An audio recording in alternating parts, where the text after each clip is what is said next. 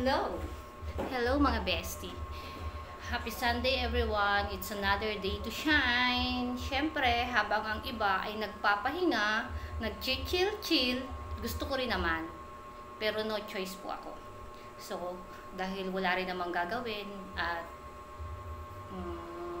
medyo maganda naman ang pakiramdam ko, so manahin na lang tayo para at least kahit papaano ay kumita tayo. Ito na may pagkakapirahan. Pag pagkakapirahan, go lang ng go. So, ito na nga. Mag-a-attach packet po ako. So, kagabi ito, pinalansya ko na. O, diba? Pinalansya ko na si packet kasi ang packet po is tapal. So, ang gagawin ko po is scrub suit. Scrub suit, ano po? Ayan, yung packet niya tatlo. Sa dito, dalawa po sa baba. Scrub suit is yung pong nakikita po natin sa ospital. Ayan, okay. So, bago tayo mag-start, papalitan ko muna itong foot. So, ako na rin ang magpapalit.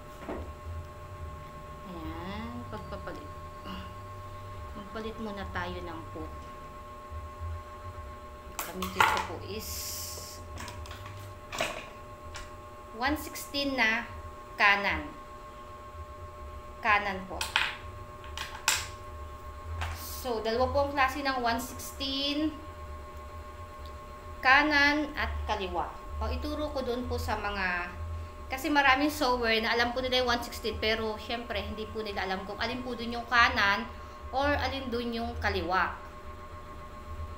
Tunay naman talaga. So, ito po. Pag kanan na 1/16, nag-lecture bago magsimula. Sama na rin natin. Charot. Ito po. 1/16. Ganito po yung itsura ng 1/16. Ayan. 1/16 na foot. Malaki po yung isa. Ito to. Malaki po yung isang paa niya. Yung isa po ay maliit. Ayan. Malaki at saka ito to. Malaki tsaka yung maliit.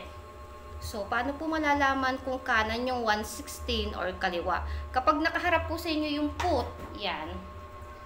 Pag nakaharap po yung foot, kung nasaan po yung malaki, yung po yung kanan.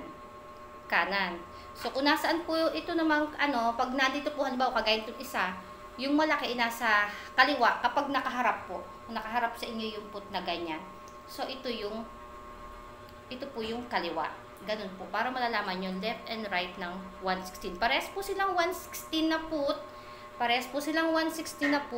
Ayan. Parehas pong 1/16 na foot, pero left and right po siya, magkaiba. So, ikabit na natin. Diyos ko po. Buti. May paganyan pang eksena. 1/16 na kanan. Ikakabit na po natin kasi ako po ay magkakabit po ng packet. Ayan. Screw natin siya. Kita yan. Yan o. Kinabit ko. Kinabit ko po dito. Ayan. Screw natin siya. So, ganito kapag kayong nananahi ka, tas wala kang makapulong. Perfect. Ayan. Chun. And then, magtatahi na po tayo ng packet. So, attach packet po ako ngayon. Ang packet po natin is tapal.